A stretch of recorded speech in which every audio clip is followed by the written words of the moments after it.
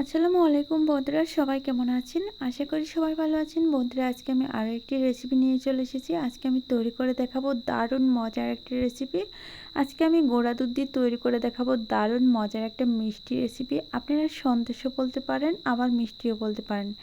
এই মিষ্টিগুলো খেতে অনেক বেশি মজার হয়ে থাকে আর ভিতরটা অনেক বেশি দানাদার। আর এগুলো মুখে পড়লেই মনে হচ্ছে মিষ্টির দোকান থেকে কেনা একদম মিষ্টি নিয়ে এসে তারপর মুখে দিয়েছি।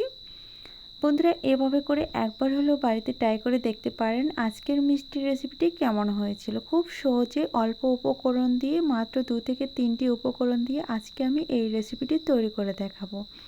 তো চলুন বন্ধুরা, কথা না বাড়িয়ে আমি মূল ভিডিওতে চলে যাচ্ছি। তার আগে বলছি, প্লিজ বন্ধুরা, ভিডিওটি দেখার শুরুতে একটা লাইক দিয়ে সম্পূর্ণ ভিডিওটি দেখার চেষ্টা করবেন।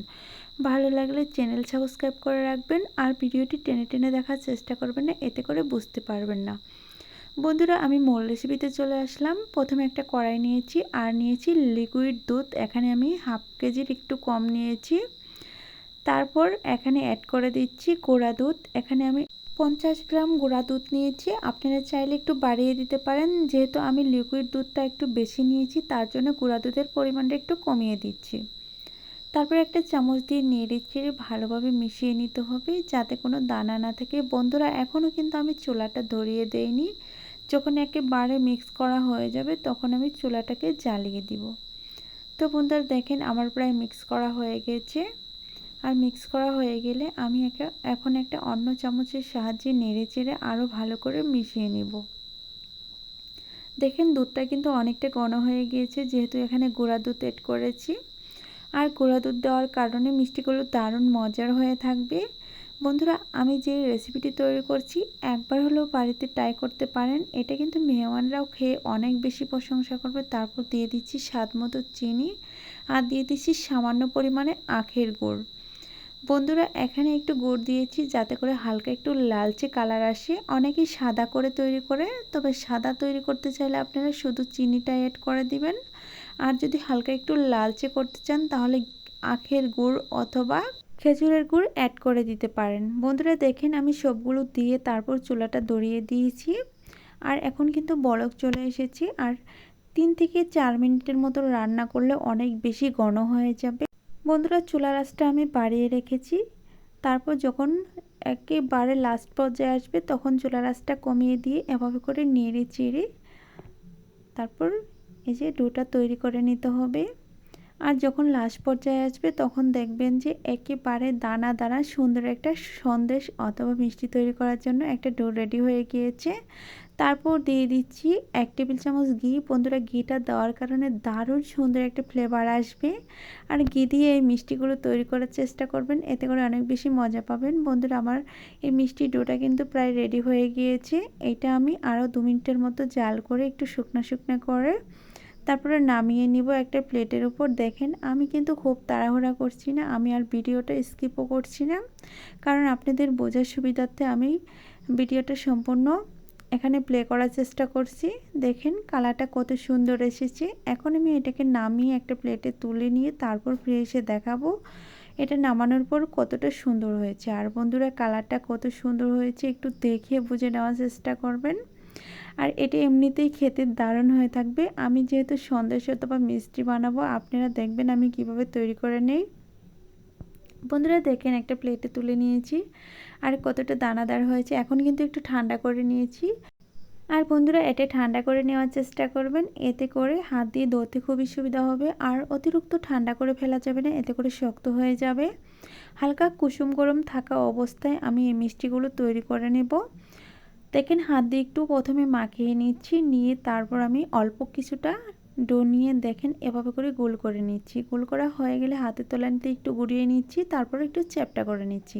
বন্ধুরা, এই মিষ্টিগুলো কিন্তু একেবারে ক্লিন হবে না, চতুর্দিকে একটু ফেটে ফেটে যাবে। এটার জন্য মিষ্টিটা খুব সুন্দর লাগবে আর অনেকটা বেশি দানাদার হবে। দেখেন একটা মিষ্টি বানিয়ে নিলাম। আমি সেমভাবে আরও একটি মিষ্টি বানাবো আপনাদের বোঝার সুবিধার্থে। দেখেন আমি অল্প করে নিচ্ছি, একটু হাত দিয়ে মাখিয়ে নিচ্ছি, দানাগুলো হালকা একটু ভেঙে নিচ্ছি।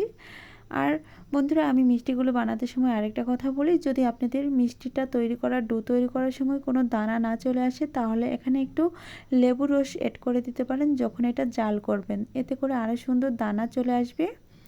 বন্ধুরা দেখেন আমি দুটো মিষ্টি বানিয়ে নিয়েছি অলরেডি, আরেকটি মিষ্টি বানিয়ে দেখাচ্ছি কতটা সুন্দর হবে। আর এই মিষ্টিগুলো খাওয়ার পর আপনারা বুঝতে পারবেন যে গুঁড়া দুধ আর লিকুইড দুধ দিয়ে এত সুন্দর মিষ্টি তৈরি করে নেওয়া যায়। দেখেন আমি একে একে 3টি মিষ্টি বানিয়ে দেখালাম, একটু কাছ থেকে দেখিয়ে দিচ্ছি। দেখেন প্রতিটা মিষ্টিতে কতটা দানা হয়েছে, আর এখন কিন্তু অনেকটা নরম। আর এই নরম মিষ্টি হাত দিয়ে অতিরিক্ত চাপ দিয়ে ধরা যাবে না, এটা যখন শক্ত হয়ে যাবে তখন অবশ্যই হাত দিয়ে ধরা যাবে। আমি সবগুলো মিষ্টি একসাথে করে বানিয়ে দেখাচ্ছি। বন্ধুরা দেখেন এখানে কতগুলো মিষ্টি হয়েছে একটু গুনে দেখবেন। হাফ কাপের মতো গুঁড়া দুধ নিয়েছি আর হাফ কেজির কম লিকুইড দুধ নিয়েছি। এখানে অনেকগুলো মিষ্টি হয়েছে, একটা করে মিষ্টি খেলে আপনারা বুঝতে পারবেন যে মিষ্টিগুলো কতটা স্বাদের হয়ে থাকে। বন্ধুরা এই মিষ্টিগুলো এখন ফ্রিজে রেখে তারপর শক্ত করে নিতে হবে। আর আপনাদের বাড়িতে যদি ফ্রিজ না থাকে তাহলে নরমাল তাপমাত্রায় 3 থেকে 4 ঘন্টা রেখে দিবেন, এতে করেই হয়ে যাবে। বন্ধুরা দেখেন আমি এখন এগুলো কিন্তু ফ্রিজে রাখবো। ফ্রিজে আমি 1 ঘন্টার মতো রেখে দিব, এতে করেই সেট হয়ে যাবে। এখন কিন্তু অনেকটা নরম আছে। আপনারা যদি ফ্রিজে না রাখতে পারেন তাহলে ফ্যানের নিচে 3 থেকে 4 ঘন্টার মতো রেখে দিবেন। বন্ধুরা আমি ফ্রিজ থেকে বের করে নিয়ে চলে এসেছি। এখন কতটা শক্ত হয়েছে সেটা আমার দেখানোর পালা। দেখেন আমি হাত দিয়ে চাপ দিচ্ছি তারপরেও ভাঙছে না কিন্তু, আর কালারটাও একটু পরিবর্তন হয়ে আসছে। যদি গাঢ় কালার থাকে ফ্রিজে রাখলে হালকা একটু নর্মাল হয়ে যায়। দেখেন আমি একটু গড়িয়ে ফিরিয়ে দেখাচ্ছি মিষ্টিগুলো চতুর্দিক থেকে কেমন হয়েছে। আর মিষ্টিগুলো চতুর সাইড থেকে একটু ফাটল সৃষ্টি হয়েছে, আর এই ফাটার কারণেই মিষ্টিগুলো দারুণ দেখতে হয়। বন্ধুরা আমি একটু ডেকোরেট করে নিব, তার জন্য কিছুটা কাঠবাদাম কেটে কুচি করে নিয়েছি, আর সেখান থেকে কিছুটা কুচি এখানে আমি দিয়ে দিব। বন্ধুরা আপনারা কে কে মিষ্টি খেতে পছন্দ করেন অবশ্যই কমেন্টের মাধ্যমে জানিয়ে যাবেন। আর আজকের মিষ্টিটি কেমন হয়েছিল সেটাও বলে যাবেন। আজকের মিষ্টিটা অবশ্যই আপনারা বাসায় ট্রাই করতে পারেন। আপনারা একবার ট্রাই করলে বারবার রিকোয়েস্ট আসবে এরকম মিষ্টি তৈরি করে দেওয়ার জন্য। বন্ধুরা দেখেন আমি কিছুটা মিষ্টি ভেঙে দেখাবো, এখন ভেঙে দেখালে বুঝতে পারবেন ভিতরে কতটা দানাদার হয়েছে। আর বন্ধুরা যতক্ষণে আমি মিষ্টিগুলো ভেঙে দানাগুলো দেখিয়ে দিচ্ছি ততক্ষণে বলছি প্লিজ বন্ধুরা আমার ভিডিওটি যদি ভালো লাগে তাহলে কমেন্টের মাধ্যমে জানিয়ে যাবেন আজকের রেসিপি সম্পর্কে। বন্ধুরা তার সাথে বলছি যদি ভিডিও ভালো লাগে তাহলে চ্যানেলটি সাবস্ক্রাইব করে রাখবেন, আর পাশে থাকা বেল বাটনটি অন করে দিবেন আমার চ্যানেলে ভিডিও সবার আগে পাওয়ার জন্য। বন্ধুরা দেখতেই পারলেন ভিতরে কতটা দানাদার হয়েছে আর কত সুন্দর হয়েছে। আপনার ফ্রিজে রাখার চেষ্টা করবেন, এতে করে অনেক সুন্দর হবে। আর যদি ফ্রিজ না থাকে তাহলে নর্মাল তাপমাত্রায় রেখে দেবেন। বন্ধুরা আজ এই পর্যন্তই, ভালো থাকবেন, সুস্থ থাকবেন। আল্লাহ তাআলার কাছে এই কামনা করে বিদায় নিচ্ছি। পরবর্তীতে আবারও দেখা হবে নতুন কোনো রেসিপি নিয়ে। ততক্ষণে অনেক বেশি ভালো থাকবেন। খোদা হাফেজ।